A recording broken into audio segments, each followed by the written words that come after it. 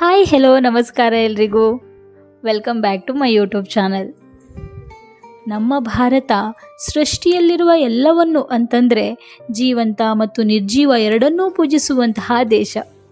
ಪ್ರತಿಯೊಂದು ಹಬ್ಬ ಅಥವಾ ಆಚರಣೆಗಳು ಒಂದಲ್ಲ ಒಂದು ರೂಪದಲ್ಲಿ ಈ ಅಂಶವನ್ನು ಒಳಗೊಂಡಿರುತ್ತೆ. ಇದಕ್ಕೆ ಉದಾಹರಣೆ ಅಂತಂದರೆ ನಮ್ಮ ನಾಡಹಬ್ಬ ದಸರಾ. ಪವಿತ್ರ 9 ರಾತ್ರಿಗಳಾದ ನವರಾತ್ರಿಗಳ ನಂತರ ವಿಜಯದಶಮಿಯನ್ನು ಆಚರಿಸುವಂತಹ ದಿನವಾಗಿದೆ. ನವರಾತ್ರಿ ಹಬ್ಬಗಳು ವಿಜಯದಶಮಿಯೊಂದಿಗೆ ಮುಕ್ತಾಯಗೊಳ್ಳುತ್ತೆ. 9 ದಿನಗಳ ಪೂಜೆಯ ನಂತರ ಕೆಟ್ಟದ್ದರ ಮೇಲೆ ಒಳ್ಳೆಯದರ ವಿಜಯವನ್ನು ಆಚರಿಸುವ ದಿನವೇ ವಿಜಯದಶಮಿ. ದಸರಾ ಎಂಬುದು ಸಂಸ್ಕೃತ ಪದವಾಗಿದ್ದು ಇದರ ಅರ್ಥ ನಿಮ್ಮೊಳಗಿನ 10 ನಕಾರಾತ್ಮಕ ಗುಣಗಳಾದ ಕಾಮ, ಕ್ರೋಧ, ಮೋಹ, ಲೋಭ, ಮದ, ಮತ್ಸರ, ಸ್ವಾರ್ಥ, ಅನ್ಯಾಯ, ಕ್ರೌರ್ಯ, ಅಹಂಕಾರ ಈ 10 ಪ್ರವೃತ್ತಿಗಳು ಅಥವಾ ಗುಣಗಳನ್ನು ನಿವಾರಿಸೋದು. ಇದನ್ನು ವಿಜಯದಶಮಿ ಎಂದು ಕರೀತಾರೆ. ಅಂದರೆ ಈ 10 ಕೆಟ್ಟ ಗುಣಗಳ ಮೇಲೆ ವಿಜಯವನ್ನು ಸಾಧಿಸೋದು ಎಂದರ್ಥ. ಶಮಿ ಶಮಯತೆ ಪಾಪಂ ಶಮಿ ಶತ್ರು ವಿನಾಶಿನಿ ಅರ್ಜುನಸ್ಯ ಧನುರ್ಧಾರಿ ರಾಮಸ್ಯ ಪ್ರಿಯದರ್ಶಿನಿ ಕರಿಷ್ಯಮಾಣ ಯಾತ್ರಾಯ ಯಥಾಕಾಲಂ ಸುಖಂ ಮಯ ತತ್ರ ನಿರ್ವಿಘ್ನ ಕರ್ತೃತ್ವಂ ಭವ ಶ್ರೀರಾಮ ಪೂಜಿತ. ಇದರ ಅರ್ಥ ಏನಂತಂದರೆ ಶಮಿ ಗಿಡವು ಪಾಪಗಳನ್ನು ನಿವಾರಿಸುತ್ತೆ ಮತ್ತು ಶತ್ರುಗಳನ್ನು ನಾಶಪಡಿಸುತ್ತೆ. ಈ ಗಿಡವು ಅರ್ಜುನನ ಧನುರ್ಧಾರಿಯಾಗಿ ಮತ್ತು ರಾಮನ ಪ್ರಿಯವಾಗಿದೆ. ನಾನು ಕೈಗೊಳ್ಳಲಿರುವ ಪ್ರಯಾಣವು ಸರಿಯಾದ ಸಮಯದಲ್ಲಿ ಸುಖಮಯವಾಗಿರಲಿ, ಆ ಪ್ರಯಾಣವು ನಿರ್ವಿಘ್ನವಾಗಿರಲಿ ಎಂದು ಭಗವಂತ ಶ್ರೀರಾಮನಲ್ಲಿ ಪ್ರಾರ್ಥಿಸಲ್ಪಟ್ಟ ಶಮಿಗಿಡವೇ ನಿನಗೆ ಶರಣು. ಈ ಮಂತ್ರವನ್ನು ವಿಶೇಷವಾಗಿ ವಿಜಯದಶಮಿ ಹಬ್ಬದ ಸಂದರ್ಭದಲ್ಲಿ ಶಮಿ ಪೂಜೆಯ ಸಮಯದಲ್ಲಿ ಹೊಸದಾಗಿ ಪ್ರಯಾಣ ಆರಂಭಿಸುವವರು ಆಶೀರ್ವಾದವನ್ನು ಪಡೆಯಲು ಬಳಸ್ತಾರೆ. ಶಮಿಗಿಡದ ಬಗ್ಗೆ, ಅದರ ಶಕ್ತಿ ಮತ್ತು ಶುಭದ ಬಗ್ಗೆ ವಿಜಯದಶಮಿ ಹಬ್ಬಕ್ಕೆ ಸಂಬಂಧಿಸಿ ಈ ಮಂತ್ರವನ್ನು ಬಳಸಲಾಗತ್ತೆ. ದಸರಾ ಹಬ್ಬವು ಕೇವಲ ವಿಜಯದ ಸಂಕೇತವಲ್ಲ, ನಮ್ಮ ಸಂಸ್ಕೃತಿಯ ಪರಂಪರೆಯ ಜ್ಯೋತಿಯಾಗಿಯೂ ಕಂಗೊಳಿಸುತ್ತದೆ. ಪ್ರತಿಯೊಂದು ಪ್ರದೇಶವು ಈ ದಿನಕ್ಕೆ ತನ್ನದೇ ಆದ ವಿಶಿಷ್ಟ ರುಚಿ ಮತ್ತು ಮಹತ್ವವನ್ನು ಹೊಂದಿದೆ. ಈ ದಿನಗಳಲ್ಲಿ ಪ್ರತಿದಿನ ಬೆಳಗ್ಗೆ ಬನ್ನಿ ಗಿಡಕ್ಕೆ ಪೂಜೆ ಸಲ್ಲಿಸುವುದು ಒಂದು ವಿಶೇಷ ಆಚರಣೆ.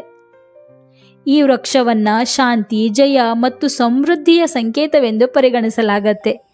ಈ ಕಾರಣದಿಂದ ಬನ್ನಿ ಗಿಡವನ್ನು ಜಯ, ಧೈರ್ಯ ಮತ್ತು ರಕ್ಷಣೆಯ ಸಂಕೇತವೆಂದು ನಮ್ಮ ಸಂಸ್ಕೃತಿ ಬಿಂಬಿಸುತ್ತದೆ.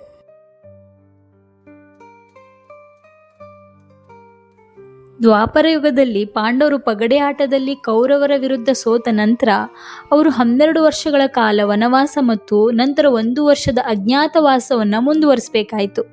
ಪಾಂಡವರು 12 ವರ್ಷಗಳ ಕಾಲ ಕಾಡಿನಲ್ಲಿ ಕಳೆದು ತಮ್ಮ ಆಯುಧಗಳನ್ನು ಶಮಿ ಅಂದರೆ ಬನ್ನಿ ಮರದ ತೊಗಟೆಯಲ್ಲಿ ಮರೆಮಾಚಿ ಇಡ್ತಾರೆ.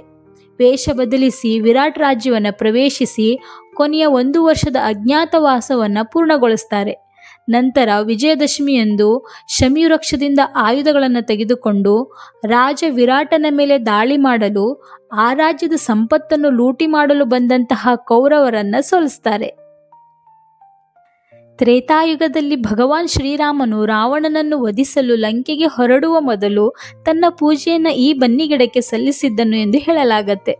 ಶಮಿ ವೃಕ್ಷವು ಶ್ರೀರಾಮನಿಗೆ ಅತ್ಯಂತ ಪ್ರಿಯವಾದದ್ದು ಎಂದು ಪರಿಗಣಿಸಲಾಗಿದೆ. ರಾಕ್ಷಸ ರಾವಣನನ್ನು ಕೊಂದಂತಹ ದಿನ. ದುರ್ಗೆ ತನ್ನ 10 ಕೈಗಳಲ್ಲಿ ಆಯುಧಗಳನ್ನು ಹಿಡಿದು ಯುದ್ಧದಲ್ಲಿ ತನಗೆ ಸಹಾಯ ಮಾಡಿದ ಸಿಂಹದ ಮೇಲೆ ಸವಾರಿ ಮಾಡಿ ಮಹಿಷಾಸುರನನ್ನು ಕೊಲ್ತಾಳೆ. ಯುದ್ಧವು 9 ಹಗಲು ರಾತ್ರಿಗಳ ಕಾಲ ನಡೆಯುತ್ತೆ. ಅಂತಿಮವಾಗಿ ಅಶ್ವಿನ್ ಶುಕ್ಲ ಪಕ್ಷದ 10ನೇ ದಿನದಂದು ದುಷ್ಟ ರಾಕ್ಷಸ ಮಹಿಷಾಸುರನನ್ನು ದುರ್ಗೆ ಸೋಲಿಸಿ ಕೊಲ್ತಾಳೆ.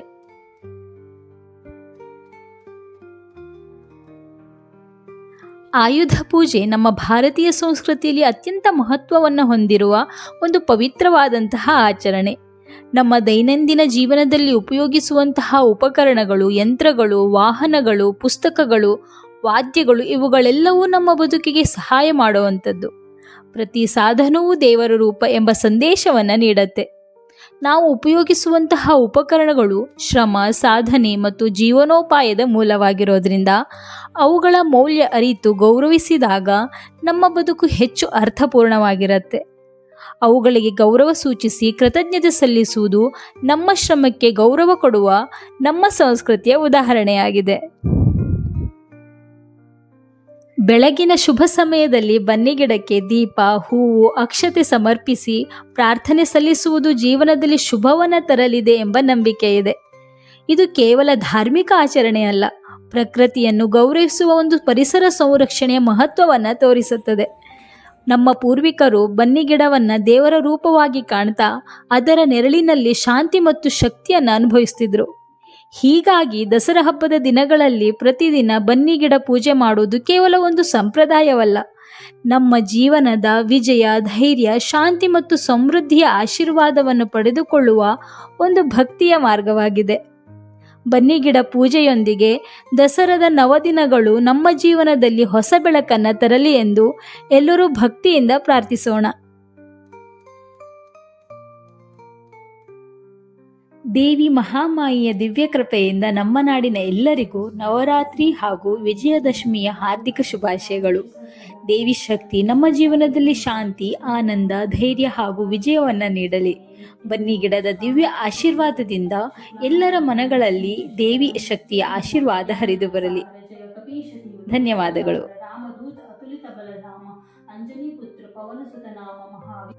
ಸರ್ವಮಂಗಲ ಮಾಂಗಲ್ಯೆ ಶಿವೆ ಸರ್ವಾರ್ಥ ಸಾಧಕೆ ಶರಣ್ಯೆ ತ್ರ್ಯಂಬಕೆ ಗೌರಿ ನಾರಾಯಣಿ ನಮೋಸ್ತುತೆ ಅನ್ನಪೂರ್ಣೆ ಸದಾಪೂರ್ಣೆ ಶಂಕರ ಪ್ರಾಣವಲ್ಲಭೆ